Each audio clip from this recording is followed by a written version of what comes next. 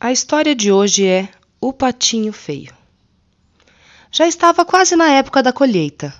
As velhas faziam bonecas verdes com a palha do milho. Os velhos remendavam cobertores. As moças bordavam flores de um vermelho vivo nos seus vestidos brancos. Os rapazes cantavam enquanto empilhavam o feno dourado. As mulheres tricotavam blusões ásperos para o inverno que viria.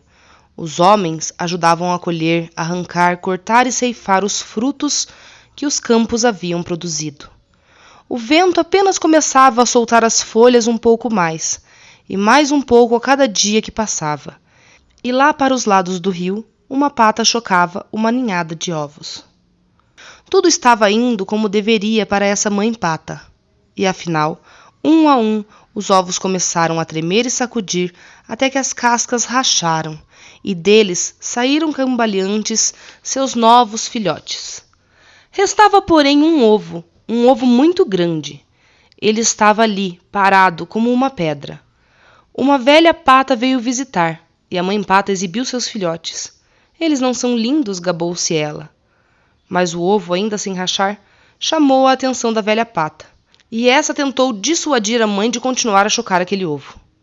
É um ovo de peru, exclamou a velha pata. Absolutamente não serve como ovo. Não se pode levar um peru para dentro d'água, você sabia? Ela sabia, porque já havia tentado. A mãe pata, no entanto, achou que estava chocando há tanto tempo que mais um pouquinho não ia fazer mal. Não estou preocupada com isso, disse ela. Mas você sabia que o safado do pai desses patinhos ainda não veio me visitar uma vez sequer? Afinal, o ovo grande começou a estremecer e a rolar. Acabou quebrando, e dele saiu uma criatura grande e desajeitada. Sua pele era marcada por veias sinuosas, azuis e vermelhas. Seus pés eram de um roxo claro. Seus olhos de um rosa transparente. A mãe pata inclinou a cabeça, esticou o pescoço e o contemplou. Não pôde se conter, ele era feio mesmo. Talvez seja mesmo um peru, preocupou-se ela. Contudo, quando o patinho feio entrou na água acompanhando os outros filhotes, a mãe pata viu que ele nadava muito bem. Ele é dos meus, apesar de ter essa aparência tão estranha. No fundo, porém, do ângulo certo, ele é quase bonito. E assim ela o apresentou às outras criaturas do quintal da fazenda. Mas antes que percebesse, o outro pato atravessou o quintal a toda e bicou o patinho feio bem no pescoço. Pare com isso, gritou a mãe pata. Ora, ele é tão feio e esquisito, ele precisa que o maltratem, retrucou o valentão. Mais uma ninhada. Como se já não tivéssemos bocas demais a alimentar, exclamou a pata rainha com o trapo vermelho na perna. E aquele lá, aquele grandão e feio, bem, aquilo sem dúvida é um engano. Ele não é um engano, disse a mãe pata. Ele vai ser muito forte. Foi só que ele ficou tempo demais dentro do ovo e ainda está meio deformado. Mas ele vai se recuperar. Vocês vão ver. Ela limpou com o bico as penas do patinho feio e lambeu seu topete. Os outros, no entanto, faziam tudo o que podiam para importunar o patinho feio. Voavam para atacá-lo, bicavam-no e gritavam com ele. E à medida que o tempo passava, eles o atormentavam cada vez mais. Ele se escondia, se desviava, saía em zigue-zague, mas não conseguia escapar. O patinho era a mais infeliz das criaturas.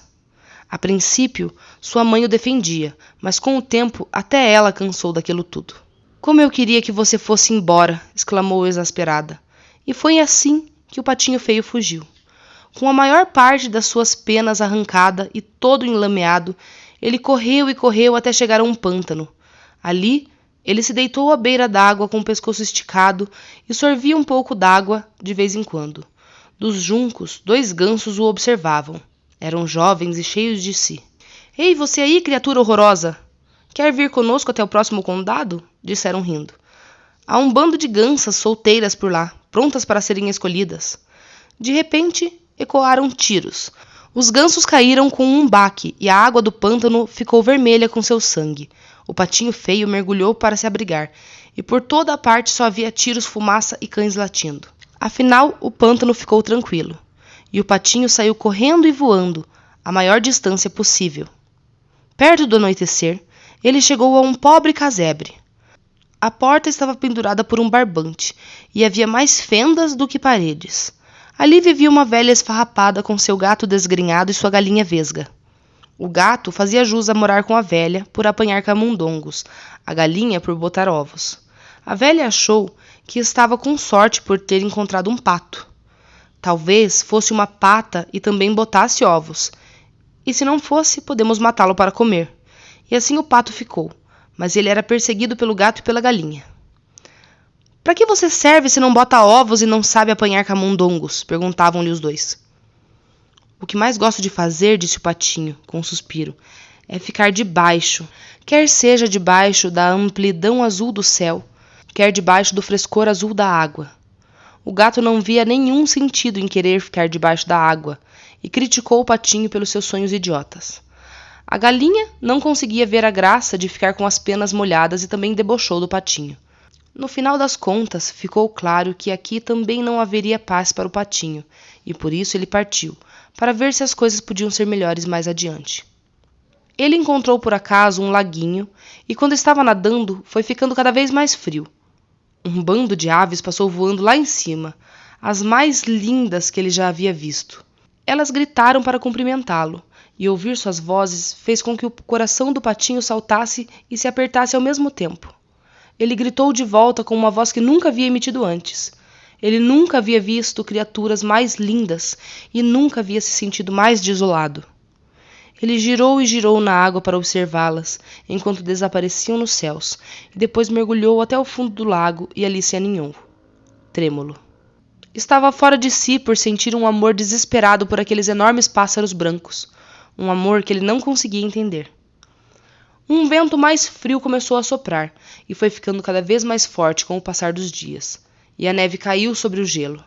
Os velhos quebravam o gelo nos baldes de leite, e as velhas fiavam até tarde da noite. As mães alimentavam 3 bocas de cada vez à luz de velas, e os homens saíam à procura de ovelhas sob o céu branco da meia-noite. Os jovens entravam na neve até a cintura para ir ordenhar, e as moças imaginavam ver o rosto de rapazes bonitos nas chamas do fogão enquanto cozinhavam. E no lago ali por perto, o patinho precisava nadar cada vez mais rápido em círculos para manter um lugar aberto no gelo. Um dia de manhã, o patinho se descobriu preso no gelo e foi aí que ele sentiu que ia morrer. 2 patos selvagens vieram voando e chegaram escorregando pelo gelo.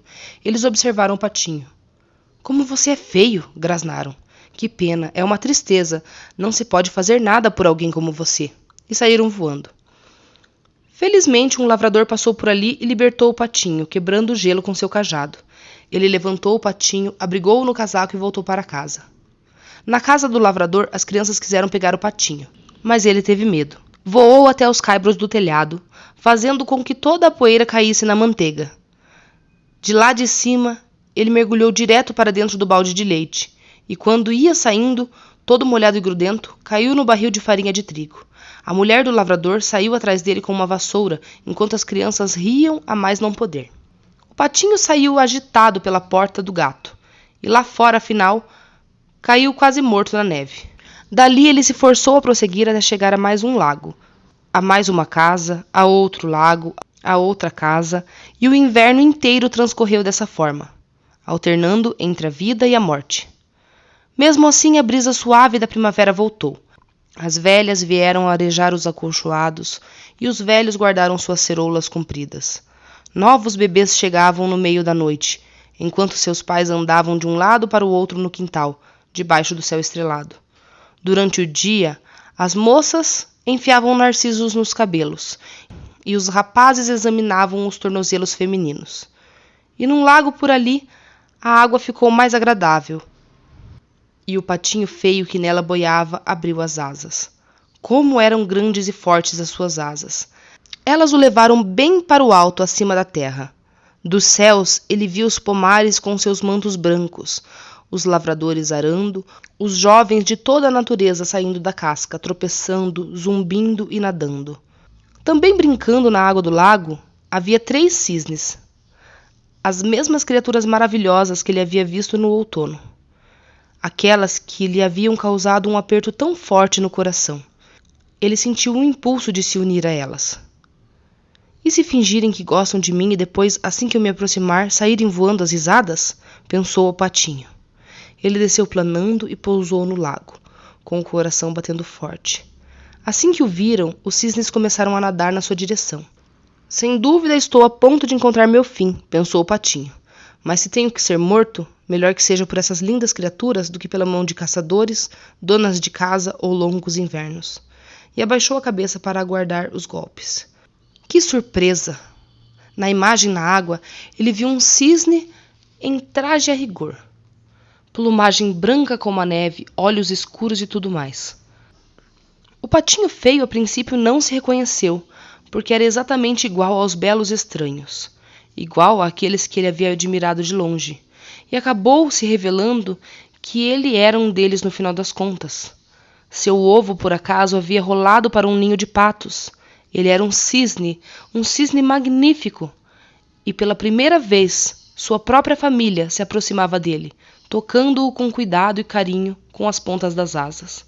Eles lhe limparam as penas com seus bicos e nadaram muito ao seu redor para cumprimentá-lo. Ei, tem mais um cisne! Gritaram as crianças que vinham trazer migalhas de pão para os cisnes. Como costumavam fazer as crianças de qualquer lugar, elas correram para contar a todos. As velhas vieram até a beira d'água, destrançando seus longos cabelos prateados. Os rapazes juntavam nas mãos em taça um pouco de água limpa e a atiravam na direção das moças, que enrubesciam como pétalas. Os homens tiraram uma folga da ordenha só para tomar um pouco daquele ar. As mulheres pararam um pouco de remendar só para rir com seus parceiros. E os velhos começaram a contar histórias sobre como a guerra é longa e a vida é curta. E um a um, fosse pela vida, pela paixão, fosse porque o tempo estava passando, todos se afastaram dançando. Os rapazes, as moças, todos foram embora dançando. Os velhos, os maridos, as esposas, todos foram embora dançando. As crianças e os cisnes também se afastaram dançando, deixando ali só nós, a primavera, e mais uma mãe pata chocando seus ovos junto ao rio.